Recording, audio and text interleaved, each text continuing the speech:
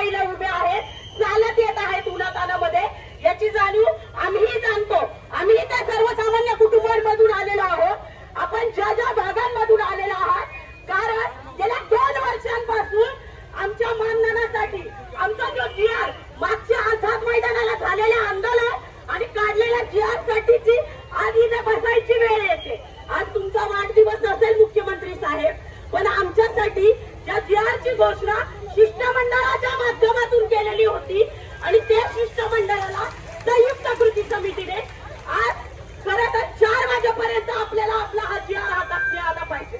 त्याच्या मागचं कारण एक आहे की आपण ज्या ज्या भागातून आलेलो आहोत, ज्या ज्या पाड्यातून आलेलो आहोत, आम्ही ज्या ज्या गावांमधून जाऊन फिरतो, आज 72 प्रकारच्या वेगवेगळ्या कामांना या अशा सामोरे जातात. ती 72 कामे आरोग्य व्यवस्थेचा सगळ्यात मोठा आधार या आशा वर्कर आहे. आणि त्या आशा वर्करला जर आपल्याला पाहायला किंवा त्यांची व्यथा जाणायला तुम्ही आमच्या मागण्या फक्त काही तुटपुंज्या स्वरूपात विचार करायचा नाहीये. तो जीआर जे तुम्ही मान्य केलेलं तो जीआर आज आम्हाला आमच्या हातात पाहिजे. नाहीतर त्या संपूर्ण ठाणे जिल्ह्यामध्ये ज्या आशा बसलेल्या आहेत, या काही घर कुटुंब सोडून नाही, लेकरं बाळं घेऊन आलेल्या आशा आहेत. याचा पण विचार करा की आमची लेकरं बाळं जर आम्ही आमच्या जातीची घेऊन येतो इथे, तर आम्ही जे काम करतोय त्या कामाचं योग्य मानधन मागण्यासाठी या आशा इथे बसलेल्या आहेत. आणि ते योग्य मानधन जी 150 रुपयापासून झालेली सुरुवात होती, तेव्हा तर मानधनही नव्हतं. त्या 150 रुपये 6 महिन्यातून वर्षभरानंतर येत होते. तेव्हापासूनच हे आंदोलनाची सुरुवात आहे. त्या संयुक्त कृती समितीच्या माध्यमातून ज्या मागण्या होतात आहेत, त्या मागण्या महत्वपूर्ण होत्या. आणि तो जीआर जर आज आमच्या हातात पडला नाही तर आमच्या लेकरा बाळांचा, आमच्या किमान वेतनाचा प्रश्न आज मुख्यमंत्री साहेबांनी तुमच्या वाढदिवसानिमित्त आमच्या आशांना ही भेट द्यावी असं आम्ही आव्हान करतो. कारण तुमचा वाढदिवस आहे तर तुम्ही भेट द्या या आशांना. या तुमच्या बहिणी आहेत, त्यांना भेट द्या. तुमच्या वाढदिवसासाठी या ठाणे जिल्ह्यामध्ये आलेल्या आहेत.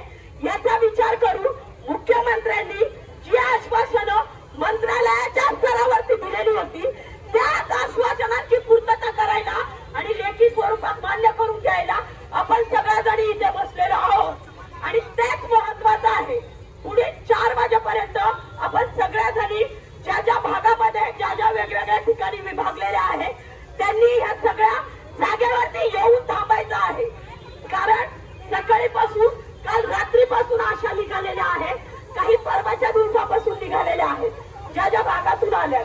आता पोटा पाण्याचा सगळ्यांनाच भूक लागते, सगळ्यांनाच तहान लागते. आपण कुठेही गेलेला असाल तर 4 वाजेपर्यंत या स्थळी यायचं आहे.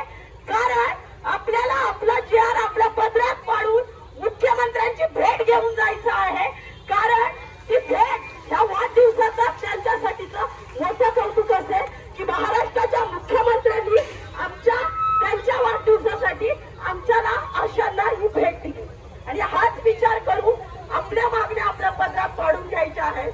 मला वाटतं आजच्यासाठी अजून आपलं आंदोलन संध्याकाळपर्यंत चालेल की पुढच्या 8 दिवस चालेल याची सांगता येत नाही.